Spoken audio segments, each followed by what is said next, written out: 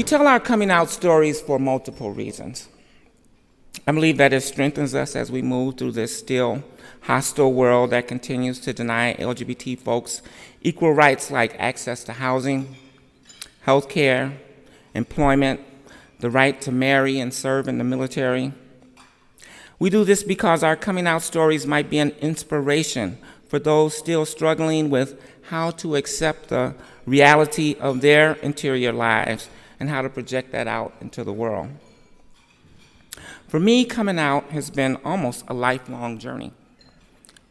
I've known since I was about 4 years old that I was transgender. Now, granted, I didn't have that language to describe those feelings at that time. I didn't even know that such people existed. I just knew that I felt very different from how I thought little boys should feel. I felt like a girl. I always felt conflicted, confused, like I was hiding something.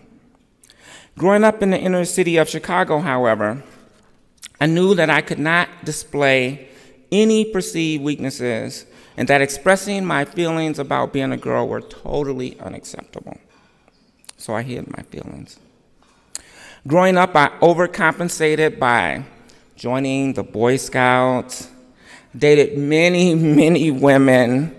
I even played high school football. I went both ways. Now, I know you guys are thinking something weird about that, right? But both ways meant I played offense and defense, so I was a pretty good player.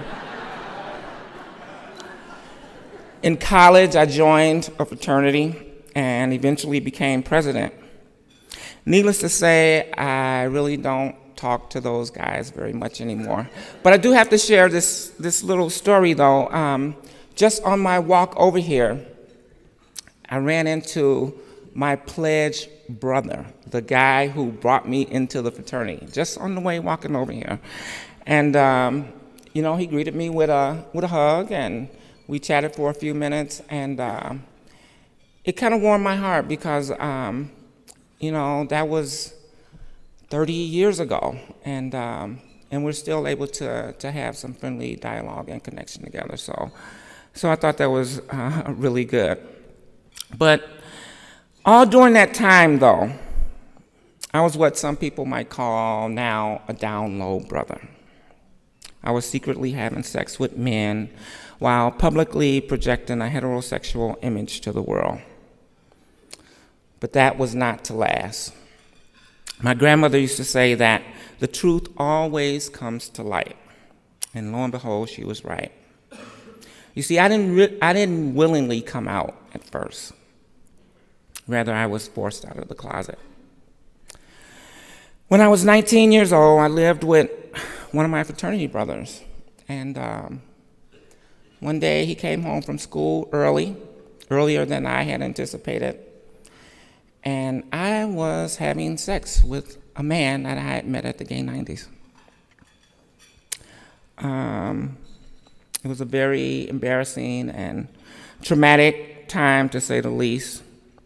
He told all of my fraternity brothers and made me leave the apartment. And so being 19 years old, 500 plus miles away from home, I didn't really have any place else to go. And so I had to leave school, move back home, and I had to tell my parents why I was coming back home. At the time, I came out as being bisexual, which wasn't entirely a lie. I mean, I was and still do, date men and women. So I was bisexual, but I didn't tell them the full truth of my transgender identity. I hadn't come to terms with that myself, and certainly didn't think that they would be able to understand. So I lived as a gay male for quite a while and had many great friends and had a very long-term relationship with a man. But the longer we stayed together, the more I began to express and exhibit my feminine identity. And the whole thing about being gay is you really don't want to be involved with a woman, you want to be involved with a man. And so consequently, our relationship ended. And I retreated back into the closet. Still could not face the reality of my transgender identity. I married a woman and began a family. That didn't last as my feelings of being a woman became overwhelming. I eventually sought help trying to understand what was going on with me and determined that I was in fact dealing with an identity crisis. I was born male, but I felt female.